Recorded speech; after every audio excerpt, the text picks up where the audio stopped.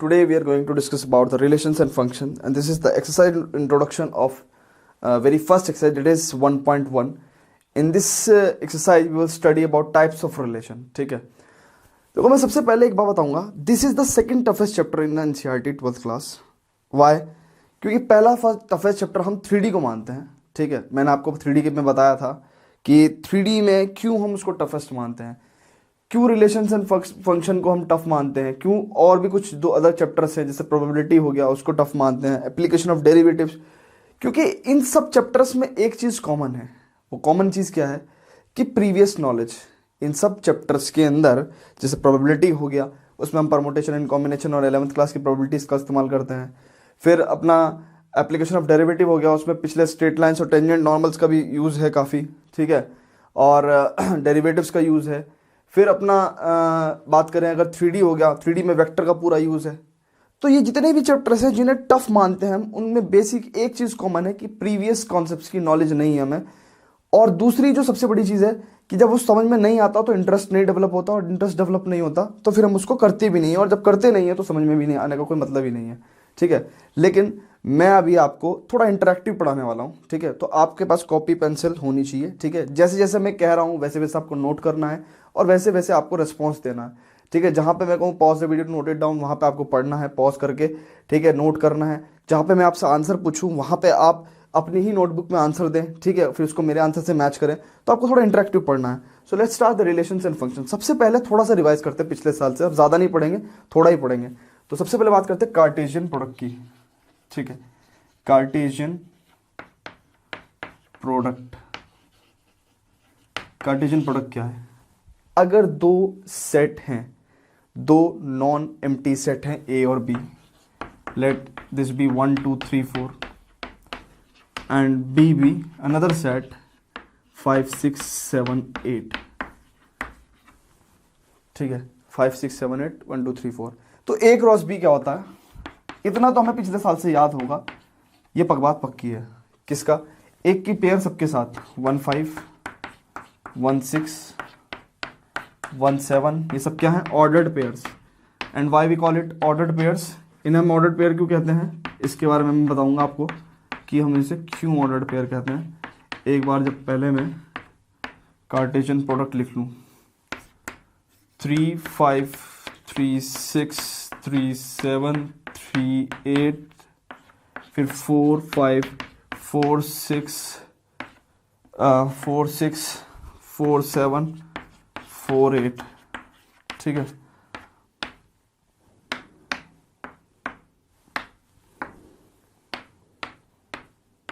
ठीक है.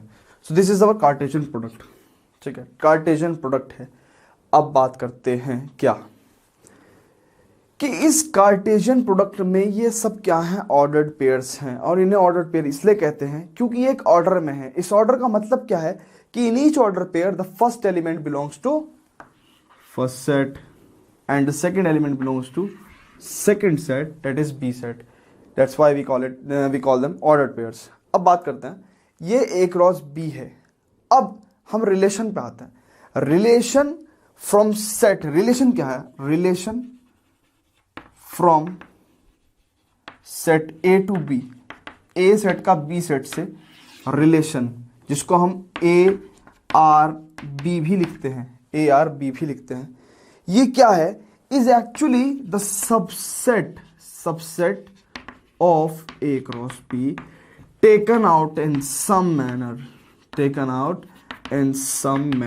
एक ऐसा सबसेट तो आप समझते होंगे कि इन्हीं के एलिमेंट्स को लेके एक बनाया हुआ set.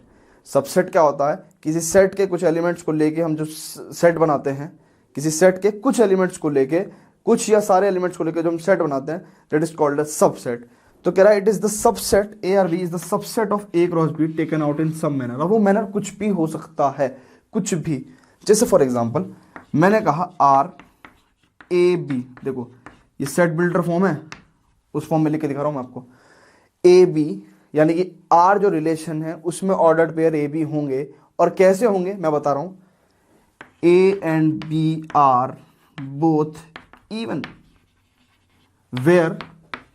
where A belongs to A and B belongs to B.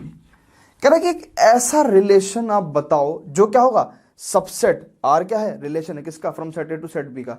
इसमें हमें एक ऐसे सबसेट्स निकालने हैं जिसमें ए और बी दोनों इवन हो और ए से बिलोंग करता हो। जो ए एलिमेंट है वो फर्स्ट सेट ए से बिलोंग कर सकता हो और जो स्मॉल बी एलिमेंट है वो कैपिटल बी जो सेट है उस पे बिलोंग करता है। तो देखो ऐसा मैंने एक आर लिखा है, क्या, 2 4 2 4 2 6 4 सॉरी 2 6 होगा ये और 2 8 4 6 4 8। देख लो ये इसी का ही सबसेट है और किस मैनर से बाहर निकाल रखा हमने रिलेशन को डिफाइन किया है। अब मैं ऐसा भी कह सकता हूं कि R जो है वो एक ऐसा रिलेशन है जिसमें A and B are both odd, where A belongs to set A and B belongs to set B। ये भी एक क्या हो सकता है, रिलेशन हो सकता है। इसको हम कैसे लिख सकते हैं, 1 5 1 7 और 3 5 3 7। तो यानी कि ये भी हमने एक मैनर बताया, एक रिलेशन को डिफाइन करा और फिर सबसेट बना लिए। तो ऐसे करते करते मैं कितने रिलेशन बना सकता हूं, तो इस बात का एक आंसर है क्या, कि अगर ए के अंदर पी एलिमेंट है और बी के अंदर क्यू एलिमेंट है तो टोटल नंबर ऑफ रिलेशन, पिछले साल की बात याद करो, टोटल नंबर ऑफ रिलेशन कितने होंगे, 2 की पावर पी क्यू।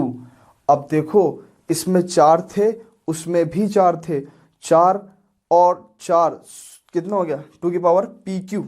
ठीक है, 2 की पावर पी क्यू का मतलब समझ रहे हो आप, 4 इंटू 4 यानी कि 2 की पावर 16। 2 की पावर 16 रिलेशंस पॉसिबल हैं, चेक कर लो। नहीं ये बात समझ में, 2 की पावर 16 रिलेशन, समझ रहे हो आप कितनी बड़ी क्वांटिटी होंगी। इतने रिलेशन हम सिर्फ और सिर्फ क्या, इन 4 एलिमेंट और इन 4 एलिमेंट में बना सकते हैं, जो 4 एलिमेंट के दो जो सेट हैं। तो 2 की पावर 16 रिलेशंस को डिफाइन करना मेरे लिए और आपके लिए समझना बहुत दोनों इम्पॉसिबल है। ठीक है, तो बात करते हैं फिर हमें किस तरह के रिलेशन की बात करनी होगी। कुछ गिने चुने रिलेशंस हैं जिनके बारे में हम बात करेंगे। ठीक है, तो फिलहाल तो मैंने आपको ये बताया, थोड़ा सा मैं आपको फंक्शन बताऊंगा थोड़ा सा। तो students function from set A to B, इसको हम ऐसे रीड करते हैं और ऐसे लिखते हैं, F semicolon A to B. ठीक है, F from A to B is a function. ये फंक्शन क्या होता है, is are also a relation. Function is a relation, is a type of relation in which no two ordered pair have same first element। ये तो थी पिछले साल की सेम फर्स्ट एलिमेंट। ठीक है, पिछले साल वाली डेफिनेशन 11वीं क्लास वाली, 12वीं क्लास वाली डेफिनेशन, हालांकि ये भी हमने 11वीं में पढ़ी थी लेकिन फिर भी थोड़ा सा स्टैंडर्ड इसका बढ़ा हुआ है। क्या है ये, क्या function is a type of relation, is a relation, function भी क्या होता है, रिलेशन ही होता है, इन विच वन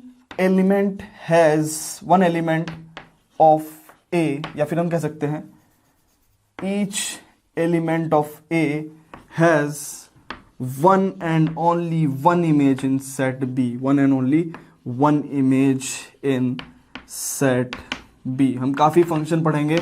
ठीक है, हमारी जो सेकंड एक्सरसाइज है उसमें इनटू, ऑनटू, सब्जेक्टिव, बाइजेक्टिव बहुत कुछ पढ़ने वाला है। तो कह रहा है each element of A has one and only one image in set B, यानी कि समझो क्या मतलब, ध्यान से देखेंगे हम, एक फंक्शन लिख रहे हैं हम, that is A B and such that B is equals to A plus 5, B is equals to A plus 5, where A belongs to A and B belongs to B. अब देखो मैं इसको लिख रहा हूं, ए किससे बिलोंग करेगा, ए से, एंड बी किससे बिलोंग करेगा, बी से। ए की वैल्यू मैंने क्या ली, ए की वैल्यू मैंने 1 ली, तो बी की वैल्यू क्या आएगी 6। ए की वैल्यू मैंने 2 ली, बी की वैल्यू 7 आनी है। ए की वैल्यू मैंने 3 ली, बी की 8 आनी है। ए की वैल्यू मैंने 4 ली, बी की 9 आनी है, जो कि पॉसिबल नहीं है क्योंकि बी बिलोंग्स टू बी होना था। ठीक है, दिस इज फंक्शन।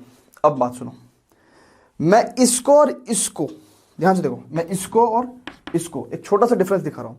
मैंने कहा नो टू ऑर्डर्ड पेयर, देखो कोई भी दो ऑर्डर्ड पेयर होंगी, so is a relation in which no two ordered pair have same first element. ठीक है, यहां पे इन दोनों ऑर्डर्ड पेयर के सेम फर्स्ट एलिमेंट हैं, यहां पे हर ऑर्डर्ड पेयर का फर्स्ट एलिमेंट डिफरेंट है। This is function, this is not a function because two order pairs have same first element. दूसरी डेफिनेशन के अकॉर्डिंग देखते हैं, each element of A has one and only one image in set B. Each element of A has one and only one image in set B. यहां पे देखो, one की सिर्फ एक ही इमेज है 6, इसको इमेज बोलते हैं, और इसको प्री इमेज बोलते हैं।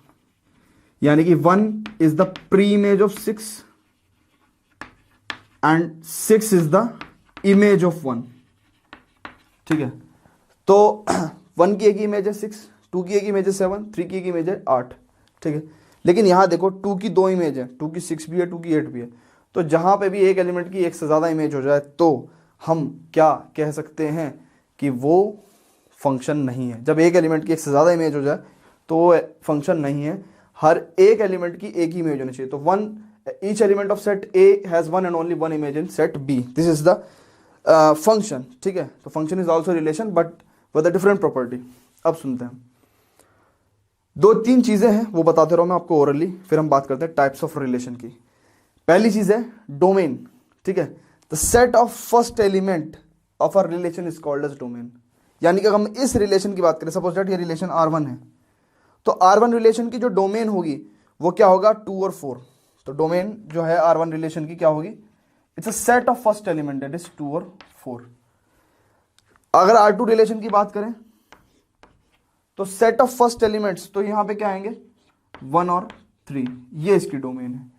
Range, set of second elements, यानी कि किसी भी ऑर्डर पेयर के सेकंड एलिमेंट्स, रिलेशन में जो जितने भी ऑर्डर पेयर्स हैं उनमें सेट ऑफ सेकंड एलिमेंट्स, उनको क्या बोलते हैं हम, रेंज बोलते हैं।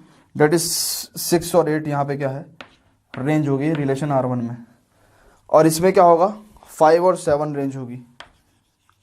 ठीक है, ये सेम कॉन्सेप्ट रेंज और डोमेन का इसमें अप्लाई होता है, किसमें, फंक्शन में। फंक्शन में भी set of first element is domain, set of first element is domain and set of second elements is, यानी कि set of images, set of images is range. अब बात सुनो, एक चीज, तीसरी चीज भी होती है that is called as codomain. तो ये जो पूरा सेट बी सेट होता है ना, यानी कि एक चीज देखो, अगर मैंने FA to B कहा तो ये पूरा सेट कोडोमेन कहलाता है। पूरा सेट क्या कहलाता है, कोडोमेन कहलाता है। सेम ईयर अगर मैं A और B कह रहा हूं तो ये पूरा सेट क्या कहलाता है, कोडोमेन कहलाता है। तो ये थे पिछले साल के कुछ कॉन्सेप्ट। अब बात करते हैं 12th के कॉन्सेप्ट्स की, that is types of relation. So before that pause the video.